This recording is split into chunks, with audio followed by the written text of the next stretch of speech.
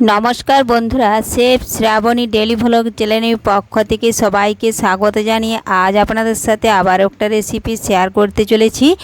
আপনারা প্রথম থেকে পুরো ভিডিওটা শেষ পর্যন্ত দেখতে থাকুন। ভিডিওটি ভালো লাগলে একটা লাইক দিয়ে পাশে থাকুন ও বন্ধুদের সাথে শেয়ার করে দিন।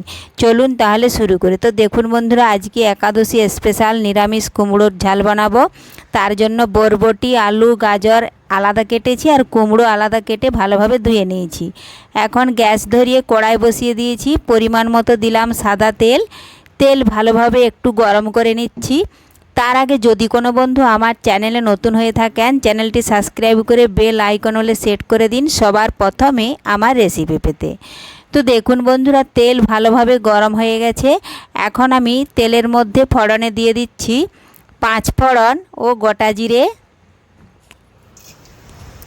একটু ভেজে নিচ্ছি। ভাজা হয়ে গেলে আমি সবার প্রথমে দিয়ে দিচ্ছি গাজর, আলু, বরবটি, এগুলো আগে দিয়ে দিলাম। এখন দেব স্বাদ মতো লবণ, পরিমাণ মতো হলুদ গুঁড়ো আর পরিমাণ মতো একটু লাল লঙ্কার গুঁড়ো দিচ্ছি। এখন ভালোভাবে সমস্ত উপকরণ নাড়াচাড়া করে একটু সবজি ভেজে নিচ্ছি। তার আগে দিয়ে দিলাম আদা, জিরে, কাঁচা লঙ্কা বাটা। এখন সমস্ত কিছু উপকরণ দেখুন নাড়াচাড়া করে এইভাবে একটু কষিয়ে নিচ্ছি। আর কুমড়োটা এখন দেব না, কারণ কুমড়ো সেদ্ধ হতে বেশিক্ষণ টাইম লাগে না। এই জন্যই আমি আলু, গাজর, বরবটি আগে আদা জিরা মশলা দিয়ে একটু ভেজে নিচ্ছি। সামান্য পরিমাণে একটু জল দিয়ে দিচ্ছি। এই দেখুন নাড়াচাড়া করে আমি একটু ঢাকা দিয়ে রেখে দেব। তাহলে আলু, গাজর, বরবটি অনেকটা একটু সেদ্ধ হয়ে থাকবে। তো ফিরে এলাম বন্ধুরা কিছুক্ষণ পর। এখন আমি ঢাকা তুলে নিচ্ছি। দেখুন এখনও অনেকটাই জল আছে। এই দেখুন নাড়াচাড়া করে নিচ্ছি। এখন আমি কুমড়ো ধুয়ে রেখেছিলাম, কুমড়োটা হচ্ছে কাঁচা। এই দেখুন খুব একটা ভালোভাবে পাকে না। তো এখন কুমড়োটা দিয়ে আবারও মশলার সাথে কষে নিচ্ছি। একটু কষিয়ে দেখুন আবারও আমি কিছুক্ষণ ঢাকা দিয়ে রেখে দেব।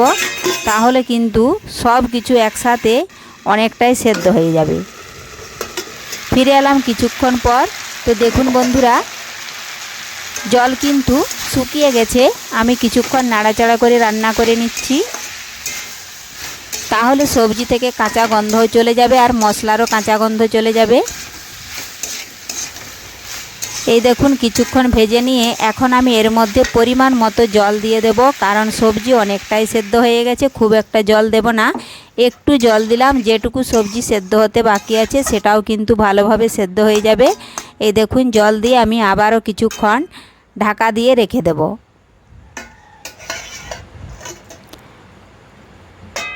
ঢাকা দিয়ে দিলাম। 2 মিনিট ঢাকা দিয়ে রেখে দেব। তো ফিরে এলাম 2 মিনিট পর। ঢাকাটা এখন তুলে নিচ্ছি। দেখুন সবজি থেকে জল কিন্তু অনেকটাই শুকিয়ে গেছে আর সবজি দেখুন ভালোভাবে সেদ্ধ হয়ে গেছে। আমি একটু খুরপিটা দিয়ে এইভাবে একটু ম্যাশ করে নিচ্ছি। এই দেখুন। তো খুব সহজেই তৈরি হয়ে গেল একাদশী স্পেশাল কুমড়োর ছক্কা নিরামিষভাবে। এ দেখুন ওপর থেকে একটু ভাজা মশলা দিয়ে দিচ্ছি।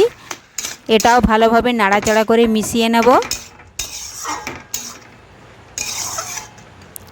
এখন সবশেষে দিয়ে দেব 1 চামচ চিনি। যেহেতু আমি এখানে নিরামিষভাবে বানাচ্ছি, এই চিনিটা দিয়ে নাড়াচাড়া করে মিশিয়ে নিলেই তৈরি হয়ে গেল নিরামিষ একাদশী স্পেশাল কুমড়ো। আজকের এই রেসিপি আপনাদের কেমন লেগেছে কমেন্ট করে অবশ্যই জানাবেন। আর ভিডিওটি ভালো লাগলে লাইক, শেয়ার, সাবস্ক্রাইব